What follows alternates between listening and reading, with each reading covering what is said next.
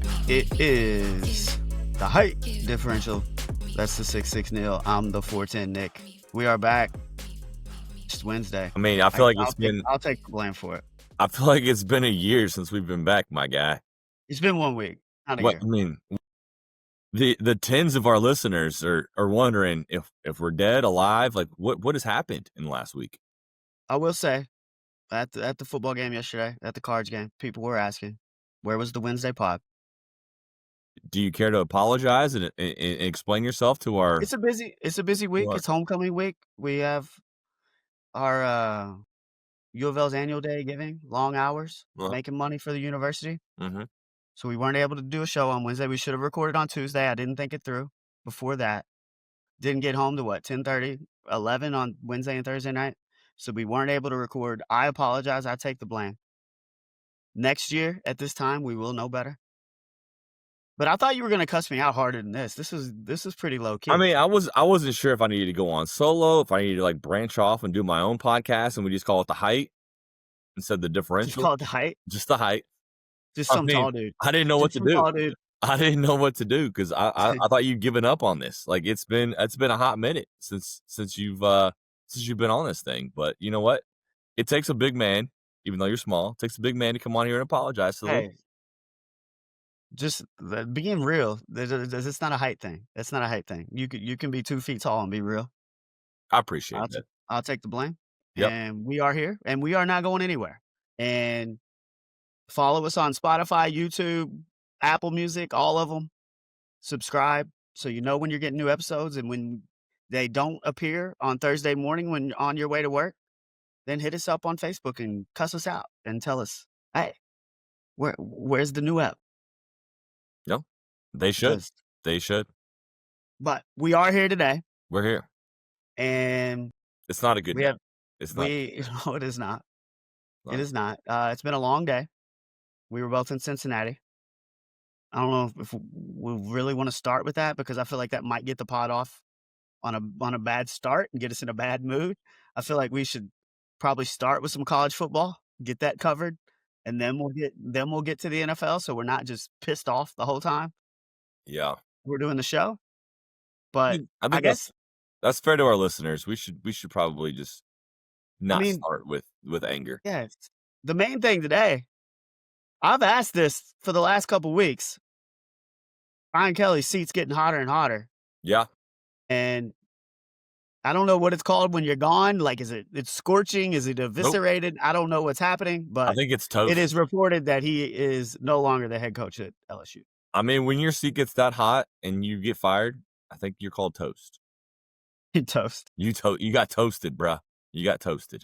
So 4 seasons at LSU. Yeah. Just 34-13. Yeah. That's barely a 71% winning percentage.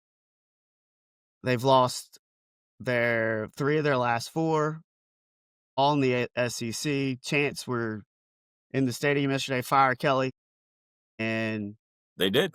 They were leading at halftime, and then Concepcion gets that punt return touchdown, and it was just all A&M, and that was all she wrote for Brian Kelly. I think he's got, $54 million still left on his contract?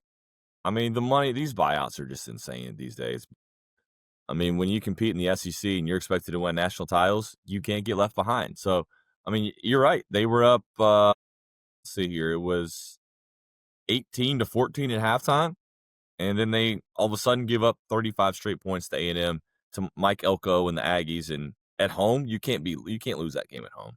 Not when it's that important. You're coming off the loss at Vandy, season's on the line, and all of a sudden you lose another one at home. Can't happen.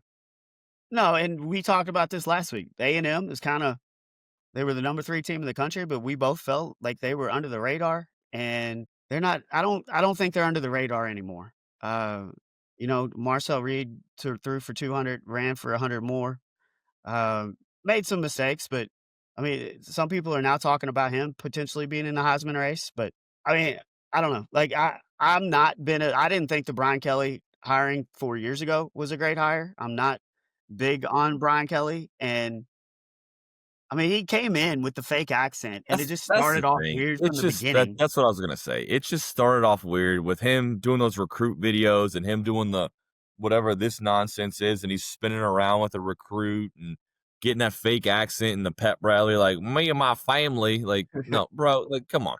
Like, what like it just got off on the wrong foot from there. Like, it was just fake from the beginning.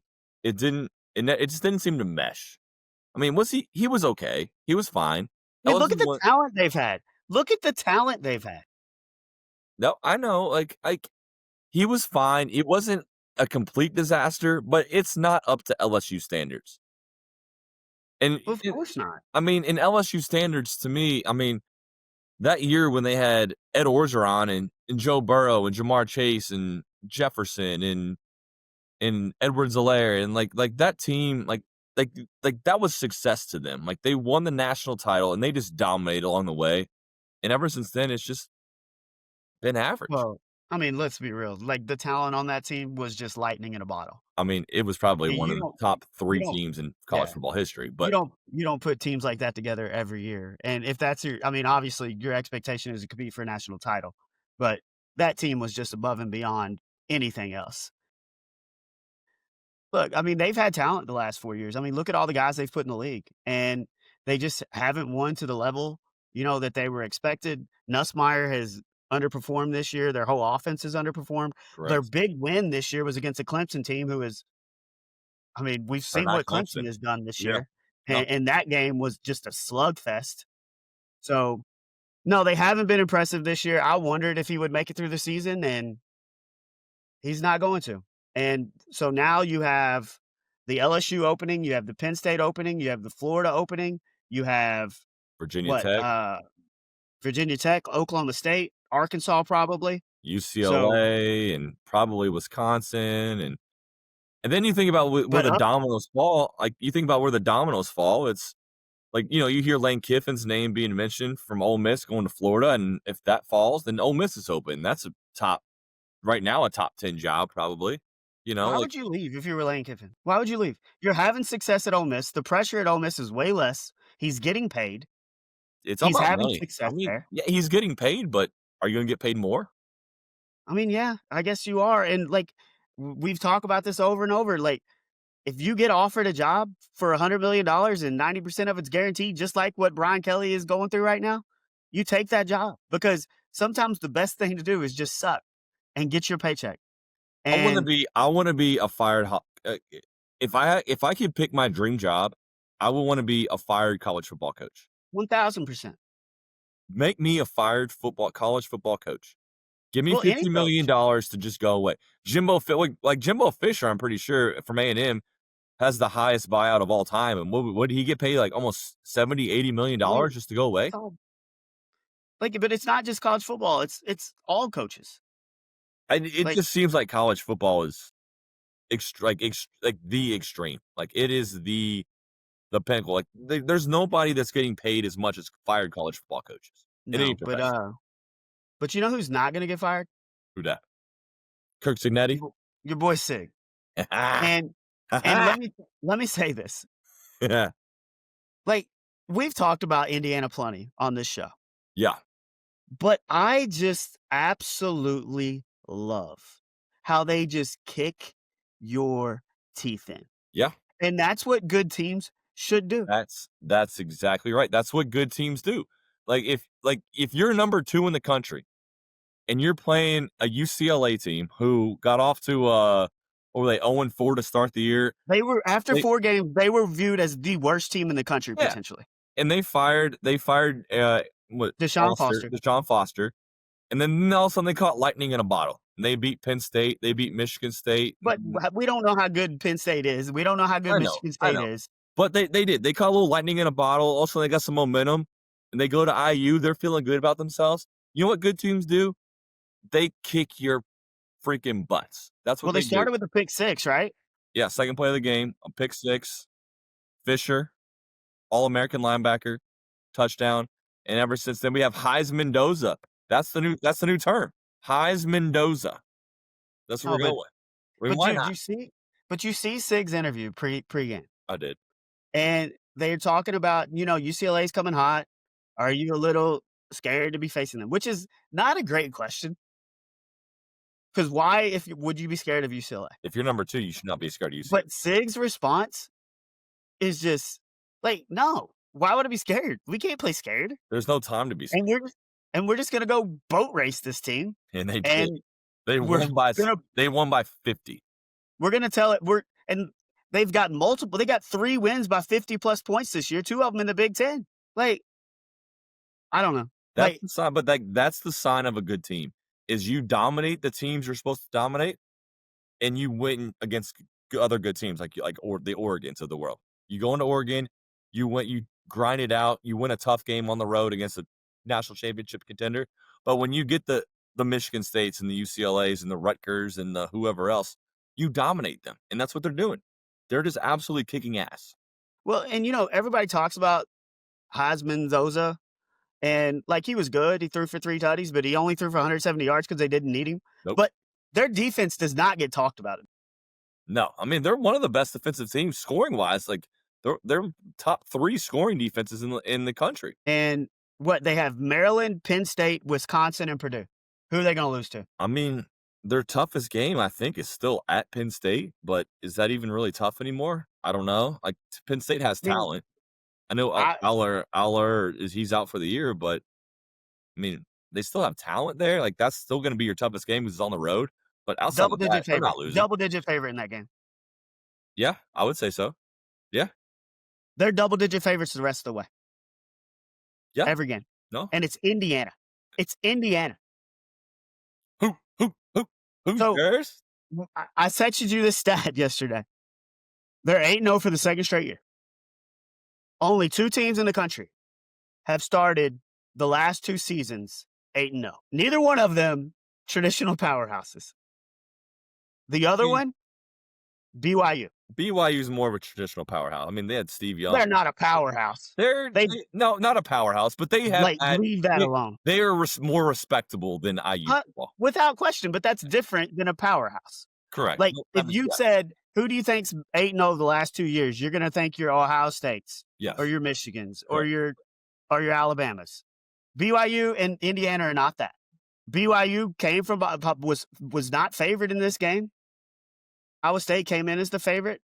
They had the lead at half, and then BYU just came from behind, and Bachmeier had another great game, dude. Threw for 300 yards, 2 touchdowns, ran for 50 more, and rushed for a touchdown. I love watching this freshman play.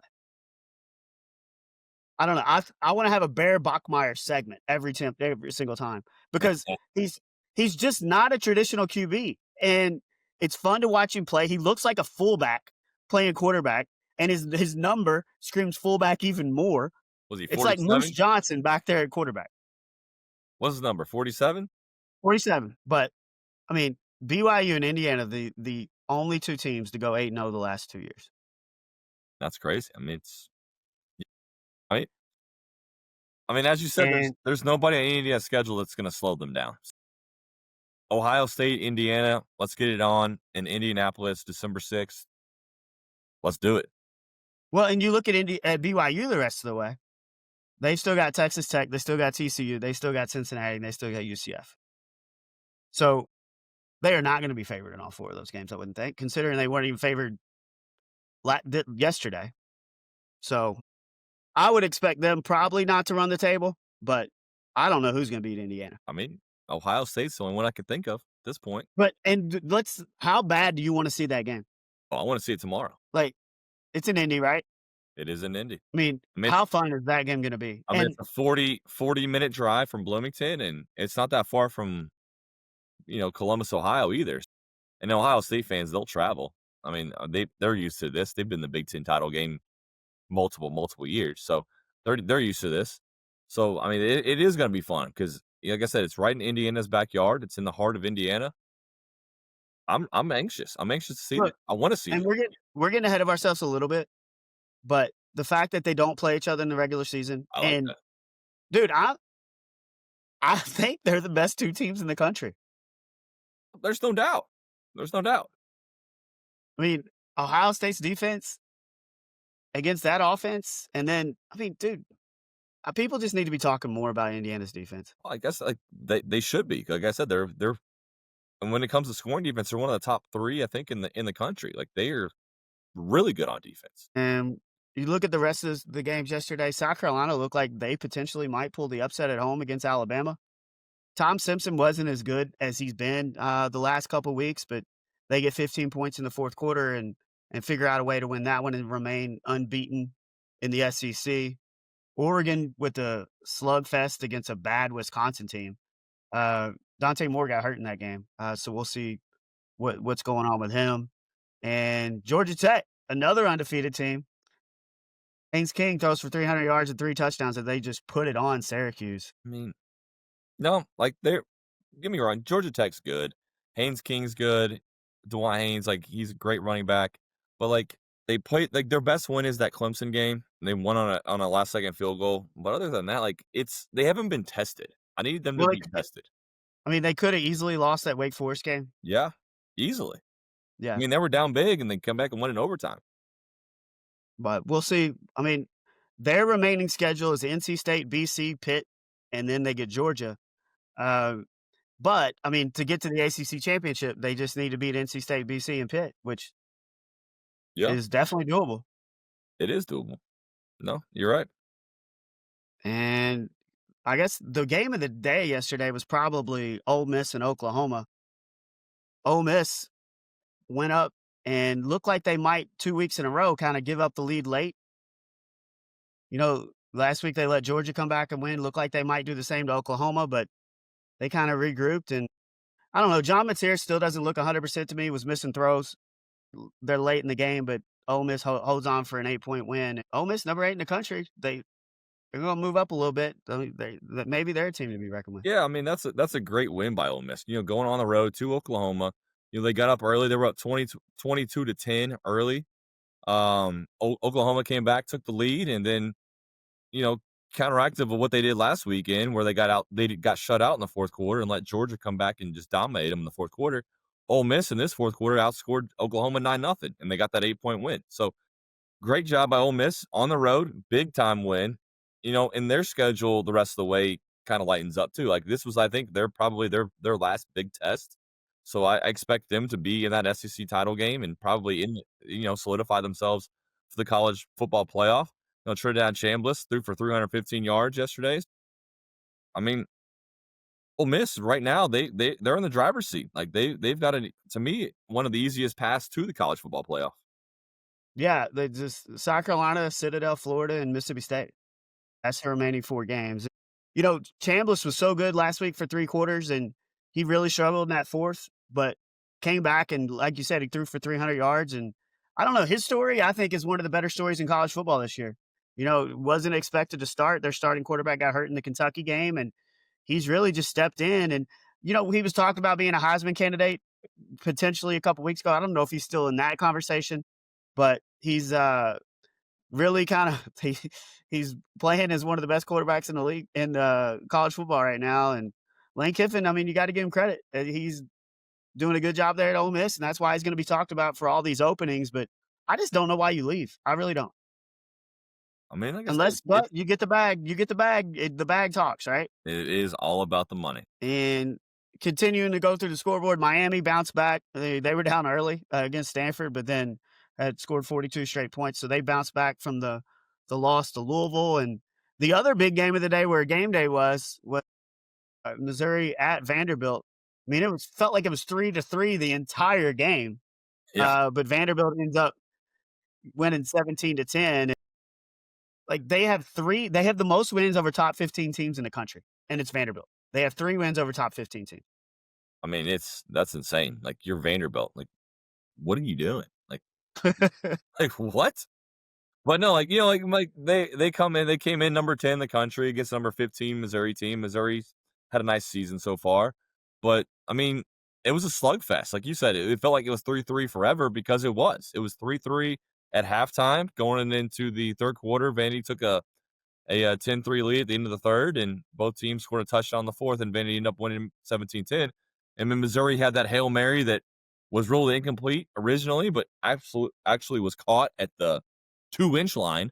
So, I mean, we were very, very close to going to overtime. But Not the best day for Diego Pavia. I mean, he was 10 of 19, only 129 yards, no touchdowns and a pick, and he ran for He 20 ran yards. ran for and he ran for a touchdown, Yeah, he did run for and it was a big one. he ran for a touch, but 20 yards on the ground. It wasn't his best game, but it was a slugfest. I mean, they had 13 total first downs. Like, we talked about Texas last week against Kentucky, they had 8. Like, they had 13 total first downs. They had 265 yards of total offense. Their offense was not great by any means. But what do we talk about week after week? Good teams figure out ways to win, and Pavia made plays down the stretch, their defense made plays, and they were an inch away from going to OT. Like, we talked about this on the drive to Cincinnati. It kinda reminded me of the Kevin Dyson play with the Titans in the Yeah, Super Bowl. yeah. It was more of a Hail Mary than that, and it was probably a little closer to the goal line than that play. Oh, yeah, I mean, it was I mean, like you said, it was an inch away, but sometimes, you get the breaks and you gotta win. Like, that's the bottom line is you have to win. In college football, to get the playoff, you win. Vanderbilt won. It was an ugly game, wasn't their best game, but they found a way to win, and that's the bottom line. Hey, when did we talk about our boy Scott Satterfield? I was about to say that. How about the Cincinnati Bearcats? I mean, they're not only they're just rolling teams right now. I mean, they're ranked 21st in the country, but I feel like they're underrated, don't you? Well, they opened the season with the loss to Nebraska, And and that was a they've won bad loss. 7 I mean, that straight was ugly. An ugly since game that then. was. Yeah. I mean, I mean, they're they dominating. go to Utah next week, a team who just absolutely put it on Dion in Colorado. So that'll be a tough test for them, and we'll see really how good they are. But you got to give Satterfield credit. No, you absolutely have to give Satterfield. I mean, like, he's struggled since he's been in Cincinnati for the last this is his, what, 3rd year? Like, they didn't make the bowl. They started out hot last year and ended up losing their last several games of the season, didn't make a bowl game. And then they open up the season this year. Like, I mean, he was on the hot seat going into the season. And then you open up the season with a ugly game against Nebraska in Kansas City. They lose 20-17. But since then, they've just absolutely been on a hot streak. Like they beat Baylor 41-20 last week, 49-17 at Oklahoma State. They win against Central Florida by 2 scores, Iowa State by a touchdown. They go to Kansas and win. Like, they're on a roll. And their schedule, I mean, if they can get by Utah, which Utah is ranked 24th, they're at Utah. That'll be their toughest test. They have BYU, probably their other remaining tough game at home. I mean, you're looking at a team in Cincinnati that could potentially, they should be in the Big 12 title game. Yeah, we'll see. I don't expect them to win at Utah next week. Don't count them out. Don't count them No. out. Another team that just keeps winning ugly games, and I don't think they're very good at all, is Texas gets 24 points in the fourth quarter to force overtime, and they were down 17 points twice in the fourth. I think at one point after they scored a touchdown to cut it to 10, and then Mississippi State went straight down the field and extended the lead back to 17. They were like a 1% chance to win. End up getting to overtime, and Arch Manning gets hurt, and Matthew Caldwell throws a touchdown, and they win their second consecutive game in overtime. At least this time they had to move the ball in overtime instead of taking advantage of the stupid rule where they can go backwards 4 yards and kick a field goal to win the game. Yeah, like, I don't know what to make of Texas, to be honest with you. Like, They're uh, not very good. they're That's it. they're That's not. what's to make it. Like, the hype coming into the season is they were expected to be, a national title contender, and to me, they're just not. But they're 6-2 on the season. They're 3-1 in the SEC. They just find ways to win, and they're winning on the road. They're coming back, like you said, like, against the Kentucky game was absolutely just terrible college football. And then Mississippi State, like, they were dead and buried, and all of a sudden here they come back again. Every time you think you can count them out, all of a sudden, like, they still find a way to win. And we talked about good teams finding a way to win. I don't think they're a good team, but they're finding ways to win. Against bad teams. Yeah, they are. Against bad That's teams. true. These are not games that they have way more talent than Mississippi State. They have way more talent than Kentucky. Arch Manning actually threw for 350 yards and 3 touchdowns. He got hurt there in overtime. We'll see if he remains out and is able to play next week. But I mean, you're squeaking out overtime wins against Kentucky and Mississippi State. I mean, the numbers last week were just the fact that they won that game that's more on just Kentucky being terrible than Texas being good. And Yeah. I don't know. Yeah. No. So Yeah, you're right. so what did you wanna do? Did you wanna do a 1 to 12? Let's A go. little back and forth? Yeah, like we, we're coming down here to we're over midway through the season. College football is kind of shaping up. We get kind of a feel of who's good, who's not good. So let's do a little draft. Like last week we did the your top 10 in the NFL. Let's draft our college football playoff. You went first last week. Yep. So, All right. Let's see what you got. Who's your first pick? 12 team. dude, I'm going Indiana. I'm going Indiana. 100%. You stole my thunder. I'm going Indiana. I I know I've said it several times, but I just love how they put it on them. I love how they give you no chance. They beat teams that are inferior and just put them away, and I just love what they're doing. I think Ohio State has the best defense in the country. There's no doubt. But if those 2 teams will played right now, I'm taking Indiana, I mean, I have no argument against that. I like you're absolutely right. I think, Indiana which is is just so insane to think about. think about this. Your number 1 overall pick in the college football playoff, which basically means who's your pick to win the national championship, is what we're kind of talking about, is the Indiana Hoosiers. It's not real life. This is we're in, It's a fantasy. This is this fantasy. we're in some kind of fantasy world. Like it's like fantasy football. But I mean, we mentioned them. My pick number 2, I'm gonna go with the Ohio State Buckeyes. Their defense is just unfreaking believable. They're getting better every week. They're getting better on offense. I mean, there's no slowing them down. They're winning. They're winning everywhere. So I'm going Ohio State number 2. I'll go Bama, 3.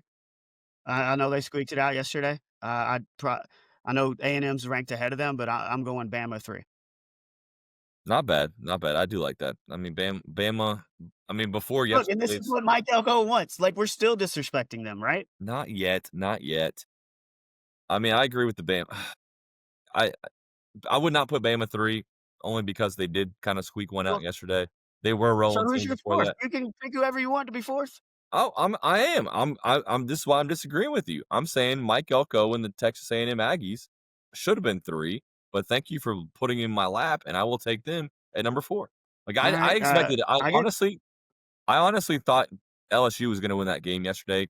With LSU coming off why? that Vandy loss, Why? their season on the line, and for Texas A&M to go into Baton Rouge at night in that atmosphere and just put up 35 straight in the second half to win and just kick the crap out of LSU. I'm going Mike Elko and A&M at number 4.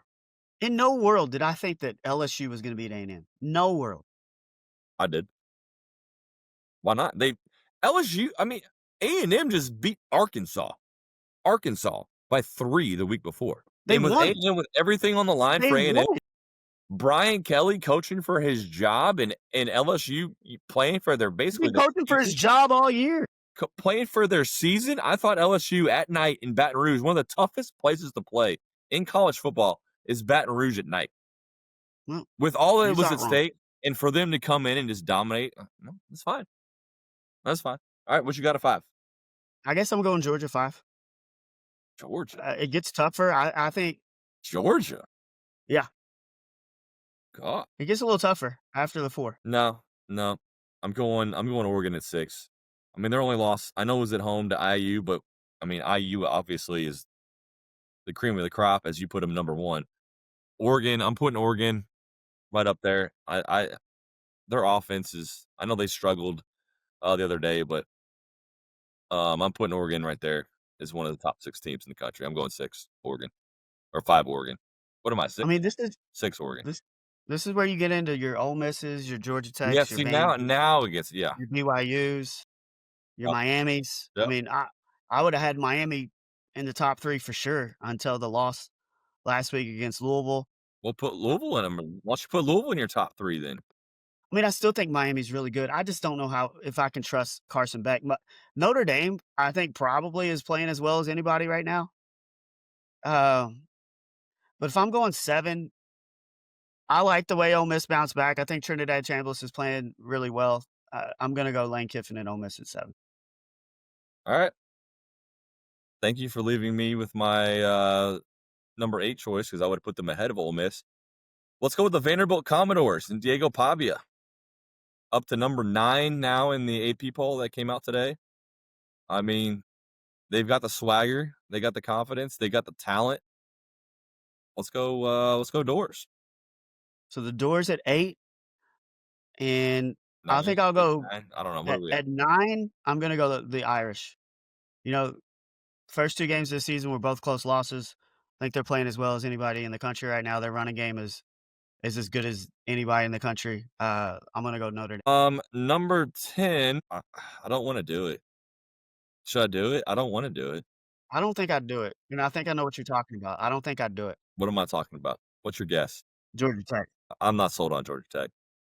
They're not gonna be in my 12. I will Give just say that. me what are we on, 10? 9, 10? You're on 10. Alright, I won't do it yet. Let's go the Tennessee Volunteers. I mean, Really? they absolutely just put it on Kentucky yesterday, at Kentucky on the road. You know, they came off a tough loss against, Alabama. They hung in for the first half on that game until they threw that pick 6 at halftime when they were trying to go up, but give me the Tennessee Volunteers. I think they're a pretty good team. We'll I go mean, I love Joey Aguiar. I do. yeah, I think Tennessee probably we're gonna go 10 Tennessee. I mean, take the fact that we're at 11 and we still haven't said Miami when they were in the conversation as the best team in the country. I think we gotta have them in the top 12. So I'll go Miami at 11. Okay. Who's the final one? I don't wanna do it. Then don't do it. I gotta do it. I don't wanna do Who it. you what are you doing here? I mean, I don't wanna do it. Then don't do it. I gotta do it. Then do it. Cincinnati Bearcats. Really? Yeah. I mean, they're I don't wanna do it. I don't wanna do it, but I think the Cincinnati Bearcats are playing really, really good football, and they are just So you rolling teams. so you're putting Cincinnati in above BYU, above Texas Tech, Yeah, above yeah, Georgia Tech. yeah, yeah. I mean, I can see all those. I don't know if I can see BYU. Do they not play each other? Yeah, they They do. do. They do. And They wait, play, and BYU at home. They're at home yeah, in the a second couple to weeks. last game of the season. Yeah, couple weeks. So we went Indiana, Ohio State, Bama, A&M, Georgia, Oregon, Ole Miss, Vanderbilt, and what we do after Vanderbilt? I had Tennessee, you had Notre Dame. And then we went I had Miami and you had Cincinnati. I didn't Cincinnati. wanna do it. Wow. I didn't wanna do it, but I had to do it. I think Cincinnati is right now, they're playing quality football. I think they're playing some of the top I mean, they're top 12 team. Like, the football they're playing, they're playing good. I mean, there's no doubt. They've won 7 in a row. Yeah, they're playing good. I don't know if I'm putting them in the top 12 yet. I mean, Virginia's not. I think Virginia's frauds. Yeah, I mean, I agree with that. I mean, I mean, I think Lou like they shouldn't have won at Louisville. I mean, all the turnovers no, like, just and the they other just gave 'em. it can't make my 12th choice, and, you know, I didn't wanna be a homer because I think Louisville's probably a little bit better than Cincinnati. I'm gonna put maybe Louisville in the conversation, Texas Tech's in that conversation. You know, Cincinnati, Texas Tech, Louisville, they're all right there around that 12th spot, so I didn't wanna be the homer, but I also didn't wanna You were basically the anti-homer. I didn't wanna give it to Sat, but Sat You were the anti-homer. you gotta give credit where credit's due, and Sat's doing a great job in Cincinnati. He absolutely is, and I don't think a ton of people were excited that he got the job there a couple years ago. I No. think after the first 2 years, they were even less excited that he was the head coach, and with all that, everybody I mean, I'm sure a lot of the fan base was cheering for them to struggle again so they can get rid of him, but, Yeah, I mean, they're doing it. they're doing it. They're stuck with it. Is it time to get depressed a little bit?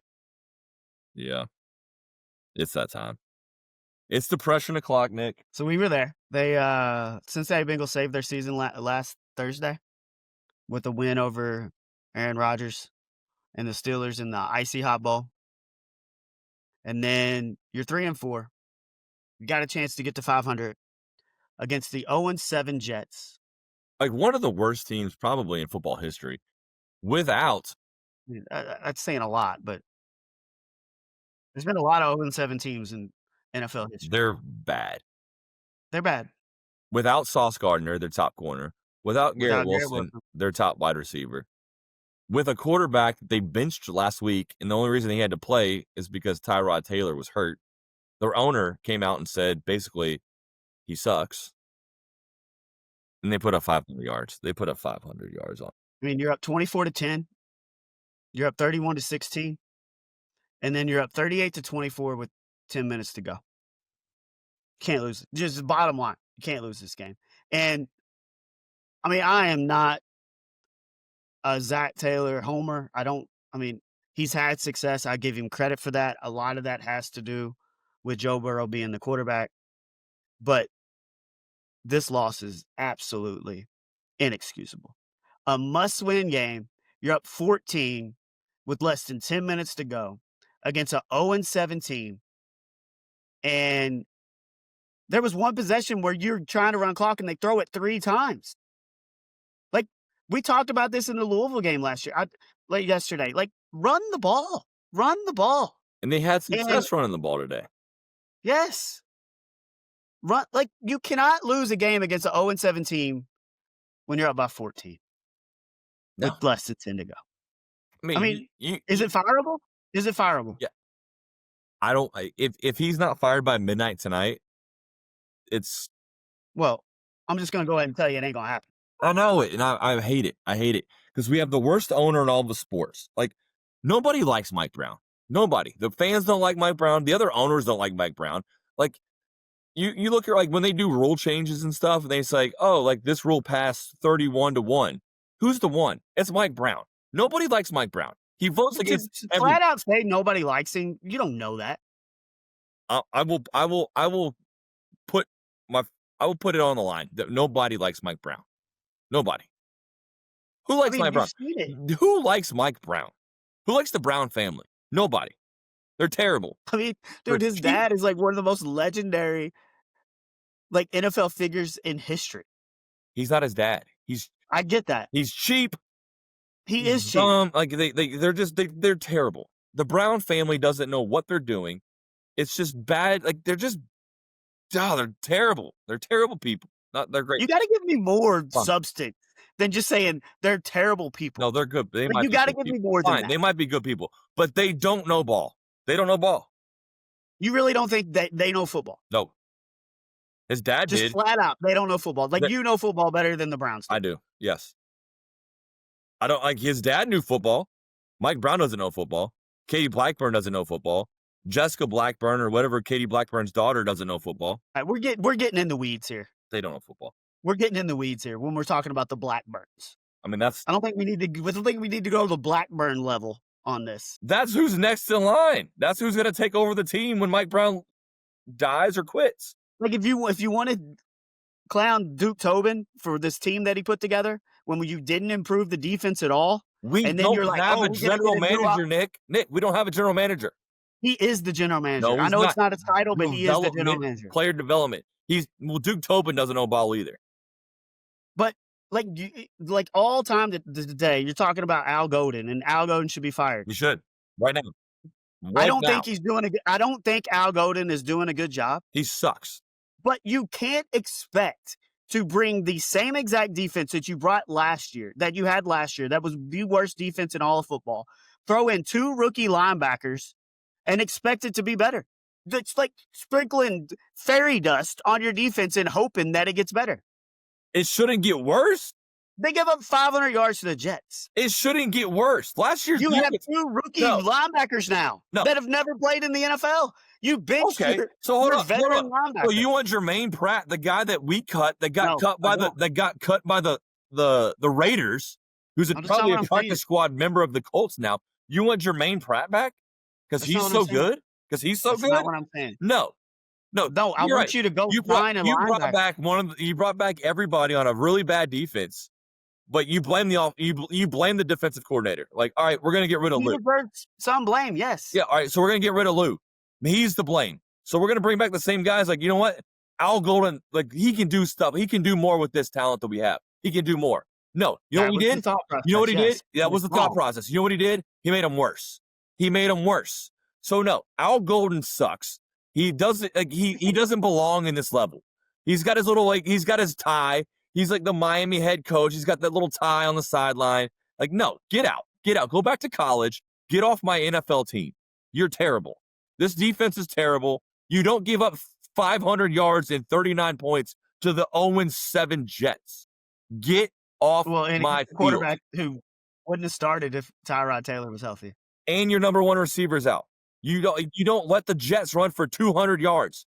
You don't let them have 500 yards of offense. Get off my field. Al Golden is terrible. Terrible. I would take Lou Anarumo back right now. Right now. For a first-round pick. Give me Lou Anarumo back for a first-round pick and get Al Golden off my freaking sideline. Think that's that hot of a take to say that you would take Lou back? But you were wanting Lou gone last year. I mean, at least Lou has some Lou credentials. doesn't lose to the Jets. Success. Lou doesn't lose to the Jets. I mean, their defense was awful last year. They didn't. How many times last year they give up 500 yards? Because it's happened twice this year. It's happened twice. I mean, what was the numbers I gave you? They, in the first 56 seasons, they were 54-4 when they scored 38 plus points. 54-4 when they scored 38 plus. In the last 2 seasons, they are 1-3. I mean, so something has to change. Like something, and it's the coaching. Get rid of Zach Taylor today. Get rid of Al Golden today. Put Dan Pitcher, whatever his name is, put him as my head coach, and I don't care. Get some bum off the street and bring him in as our defensive coordinator. I don't care who it is, but get Al Golden off of my sideline. But the bottom line is, though, milk the clock. Run like Samaje Perine averaged 10 yards a carry. Chase Brown averaged 6 yards a carry, and you throw it on. No, we're not blaming the offense. Nope, we're not blaming the offense. I know, but like you're up and you don't run it at all to kill clock. Or here's the concept: just stop the Jets. Just stop them. Yeah, just stop them. Feels like it should be pretty simple, but instead, Justin Fields probably had the best game of his NFL career. I could have done what Justin Fields did today. You could have done what Justin Fields did today. I mean, I don't know. Yeah. There needs to be changes, and there needs to be changes right now. Now. I don't disagree with you, but it's just not going to happen. But you know why? Because we have the worst owner in football. Because of the Browns. Because of the Browns. Hate them. I hate them. What else we got today? Now that are you done venting? Do you need more time? No, I'm ready. Football's over for me. NFL football's over for me. College football, still great. We got the Cards. We got the Hoosiers. I'm still fine with college football. NFL football, dead. Don't care. Yeah, so. But, you know who's still rolling? Who's the best team in the league, Nick? Who's the best team in the league? Were you going to say your Colts? Hey, my Colts, but it is the Colts. I mean, let me give you credit because you do deserve credit. Baby. Come on. Where's the credit? Look, we talk about the Hoosiers, man, and how they just put it on people. The Colts are doing the same thing. Putting it on the bad teams. I mean, 3 of their last 4 games, they beat the Raiders 40-6. I mean, the Chargers are not a bad team. They beat them by 2 scores. Yep. And then they beat the Titans 38-14. Yep. I mean, I don't know. I didn't see it coming. I don't think you saw this coming, even though you picked them to potentially win the AFC South. But wow. I mean, a healthy Jonathan Taylor. He's one of the best running backs in the league. 12 carries, 153 yards on 12 carries, 2 touchdowns. Indiana Jones, comeback player of the year, basically. 21 of 29, 272, and 3 tutties. So, yes, I didn't see it being this good. I didn't think they were going to start off 7-1. I just said they were going to win the division. And not only are they going to win the division, they're on their way to being the number 1 seed in the AFC. Yeah. No, I mean, they are. I don't think they end up being the number 1 seed, but are they the best team in football? No. And we'll do this on Wednesday, but we will. If you have the first pick, you're not picking the Colts. I mean, we'll do a little trick or treat on Wednesday, but they're a treat. They're a treat. There's something. And I'm impressed. I'm impressed with them. And I mean, who saw the Dolphins just absolutely put on the Falcons this week? I mean, we were in Cincy, so we didn't get to watch much of that game, but 4 touchdowns for Tua today. Yeah. So I mean, but must have been a good weather game because he struggled It was mightily last week. I mean, it was in the dome. It was inside. It was indoors, Myles Garrett gets 5 sacks, and it doesn't matter and they still as got housed. the Pats put it on the Browns 32 to I mean, 13. can we talk about them for a second? The New England Patriots. Like, they were the worst team in football last year. I think they had the number 1 pick. If not, they had the number 2 pick. They bring in Mike Vrabel, and all of a sudden, they look like the Tom Brady Patriots again. 6-2, Come first on, dude. place in the AFC East. Come on, dude. Are you serious? What? You gonna say I'm wrong? The Tom Brady Patriots? They look like the Tom Brady Patriots to me. Let's call him Drake Brady over here. Drake Brady? They've won 5 games in a row. And they've beat the Panthers, the Bills, I'll give them that one, the Saints, the Titans, and the Browns. And you're over here calling Drake May Tom Brady. I mean, 18-24, 282, and 3 tutties. I mean, they look like the 2002, 3, 4, 5, 6, and 7 New England Patriots to me. Man, keep drinking what you're drinking, dude. I mean, they're first I place in mean, the AFC. look, I give Vrabel credit, but yeah, you need to cool your jets a little bit on that one. Don't say Jets. It's true. Now I'm back depressed again. Don't say Jets. Don't say Jets. Now I'm back depressed again. No, but the Patriots are a rolling team. I mean, like you said, like good teams beat the crap out of the bad teams, and that's exactly what the New England Patriots are doing. So, Yeah. The Broncos, I mean, maybe they're legit, dude. they're not. They're not. That was a good win today, but the Broncos are frauds. That's a trick. We'll talk about trick or treat, but that's a trick. Yeah, and I mean, the Steelers and the Packers are playing right now, and the Steelers are wearing the ugliest uniforms in the history of the NFL. It does look like somebody threw up on them. What else we got? I think that's about it for the NFL. I'm still depressed about the Bengals. They suck. They do. Season's over. But we have the World Series going on. We do. And what Yamamoto threw a second complete game as the Dodgers even the series. Mm-hmm. Be fun to watch that one go back to LA tomorrow night. I still don't see the Blue Jays beating the Dodgers, but I mean, don't put it past them. Like the Blue Jays offense, they can get hot. I mean, they put up 9 in an inning on game 1. So I'm guessing Ohtani's starting game 3. I think so, yeah.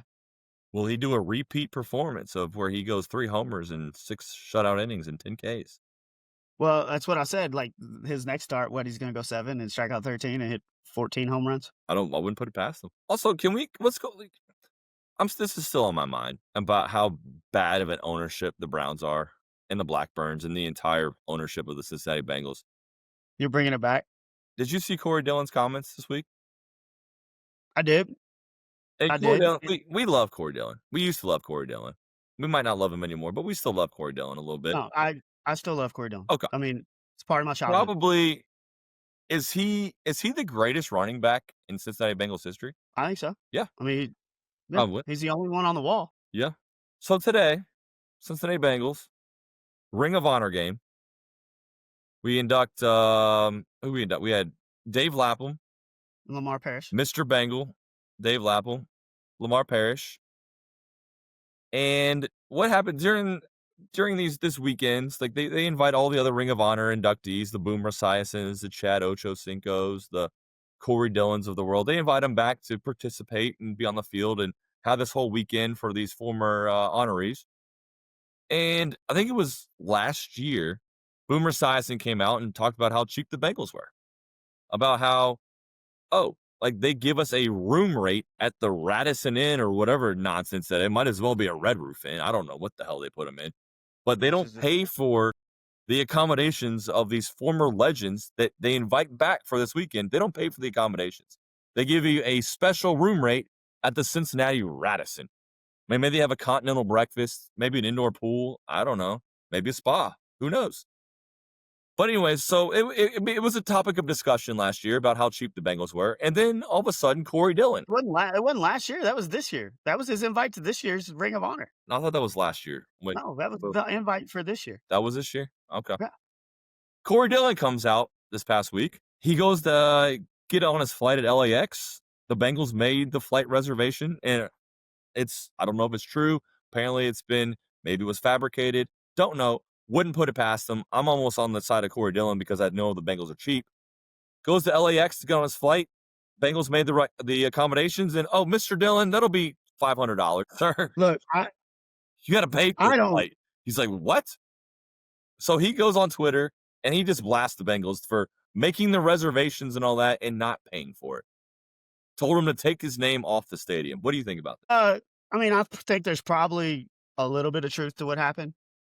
I think Corey Dillon, to put it politely, can be fairly emotional with things. We've seen that throughout his career. I mean, he was mad that he wasn't in the original Ring of Honor, like the Yeah, first year. So yeah, right. yeah.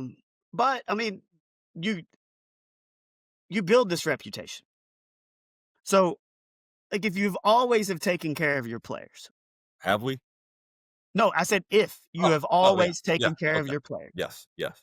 regardless of what happens here. Like, say they inadvertently didn't pay for this ticket.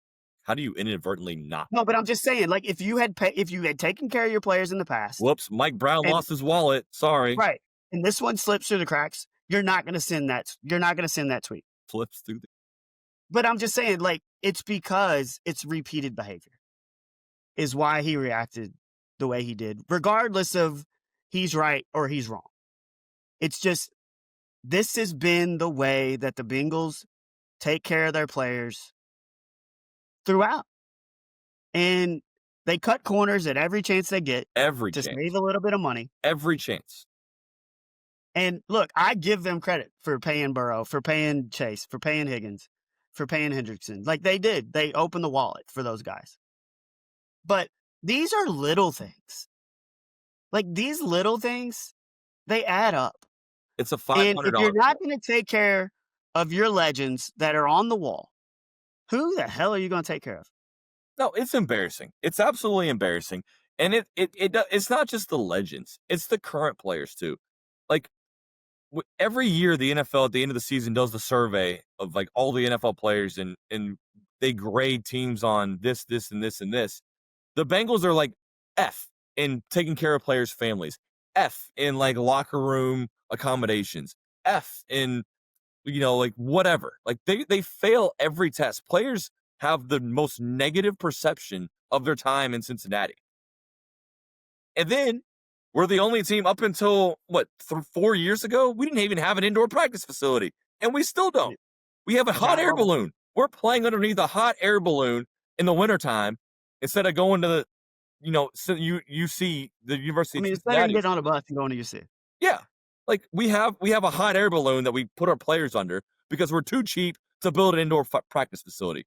We're too cheap to take care of our current players' families. We're too cheap to, make our players feel comfortable in the locker room. We're too cheap to pay a $500 flight for our legends that built your franchise. The reason that fans keep coming back to your games, that laid the foundation, we can't get a $500 flight or whatever it was for Corey Dillon to fly out from LAX. Like, come on. What are we doing? I mean, it's never going to get better. With the Browns in ownership, it will never get better. They cut corners every chance they get. I mean, you're not wrong. I can't really add anything to that. I mean, what other team walks across the street with construction going to practice? I hate it. I hate it. No, you're right. I don't know. Like, obviously we're emotional. This game sucked today. We talked about on the way to the game how, this isn't a Bengals podcast. We talk about everything. And if they we've talked about the Bengals because it's been relevant stuff. Like the game against the Steelers was relevant because you got Flacco and Rodgers. The Trey contract stuff was relevant. Joe getting hurt was relevant. Jake Browning sucking was relevant.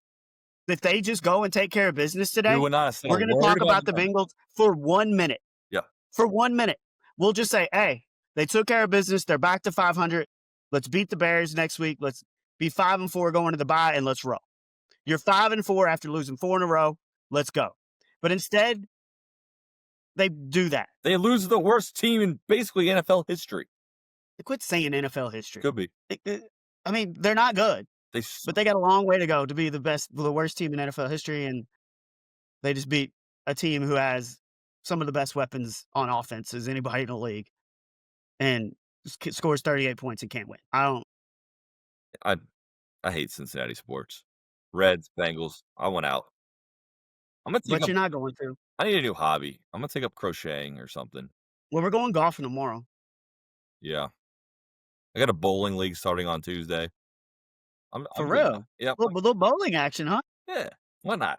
I'm getting out of this. I hate being fans of teams that suck. I ain't gonna lie. Like I love playing. I'll bowl, but I don't love it.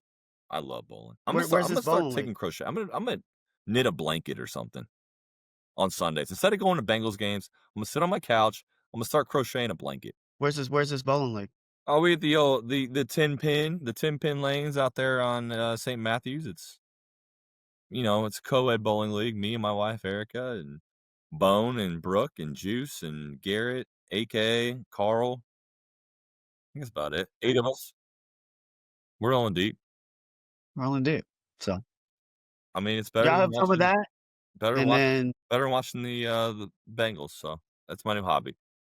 hey, I guess we do the Evans Halloween party returned on Friday, and I think it was a hit. It was a great hit. I think Thank we you to may have found Bruce. something. Thank you to Bruce and Shirley. No, Shirley might have got. We might have overextended our welcome a little bit. I think Shirley was ready to go to bed. But Bruce, Yeah. Bruce was DJing as he usually does. Great time, great job by Bruce throwing the karaoke on, sing a little Johnny Cash. It was great. Loved it. Loved it. Yeah, he definitely didn't want to attend, but it was a good time. Some karaoke, some paper football, You owe me some $10, paper by the way. football. You owe me $10. We'll see. Paper We'll football see. gambling. I think that's We'll allowed. see. I think that's allowed under NCAA rules. Paper football I'm gambling. not sure if it is. You might wanna go back and erase that one. It is So not an we'll NCAA sport. we'll erase that in It's the not edit. an NCAA sanctioned sport. So we are good. Paper football. Also, You owe me $10. $1 for $10 exchange isn't Bring really a great cash. exchange. Bring some cash next time. Well, I didn't know that paper football was gonna break out, so I wasn't prepared. But, I took the blame for missing the show on Wednesday. I guess I'll take the blame for not bringing cash for the paper football games at the Evans Halloween party. I'm not taking the blame for whatever I watched in Cincinnati today. You know who should take the blame? Tony Zach Brown. Taylor. Tony Brown. Well, Uncle Steve. I would say Zach Taylor, but Uncle Steve. First game he's missed in 20 years. Wasn't there. Tony Brown had the opportunity to drive up. Didn't do it. It's their fault. it is. Because the But vibes were high. Were the vibes high today?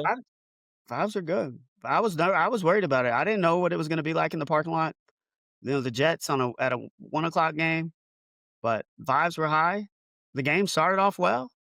Just never got enough separation, which kinda made you uneasy, and the Jets took advantage of a terrible Bengals defense there at the end. And we should give a shout out to our tailgate partners. What's his name? Brett, new follower of the If podcast. you get somebody a shout out, make sure you know their name. Oh, I forgot. Brett. It was Brett. New follower of the podcast. You can follow us on Twitter today at the tailgate. Brought us some couple Willy Wonka pop fizz shots or whatever they were. I'm happy. Good stuff. We Good owe. stuff. We owe him. But Good times were had. The Bengals suck. yep, It is what it is. Had a chance to get to 500. Didn't do it, but we're on to basketball season. College football's we'll, still rolling. NBA season started. College basketball starting right around the corner. I'm closing the book on the NFL. but we'll be back on Wednesday. Make sure you're hitting that follow button on Spotify, Apple, YouTube. Hit subscribe. Make sure you see when new episodes are coming. We're shooting for every Wednesday and Sunday. We'll try to keep that going from here on out. But Unless there's an alumni breakfast or something, and Nick has to be there. If there's an dude, alumni breakfast at 9 a.m., Nick won't be done till we midnight. do have real jobs. Get We out do of have real jobs. Get out of here, We do have real jobs. idiots. But I mean, look, dude, I thought you were gonna come at me harder than you did. I thought you were kind of soft there. I was prepared for it. Okay. We had scrambled eggs and bacon for breakfast at 9 a.m., but you had to work till midnight. So, I don't know. Your priorities are messed up. My priorities are not messed up. But all right, that's all I got. Like I said, we'll be back with you on Wednesday. Make sure you follow us. For Neil, I'm Nick. We're depressed. I'm going to cry on my pillow for 2 hours. You've been listening to the Height Differential. We'll see you on Wednesday. Give it to me. Your face looks terrible, by the way.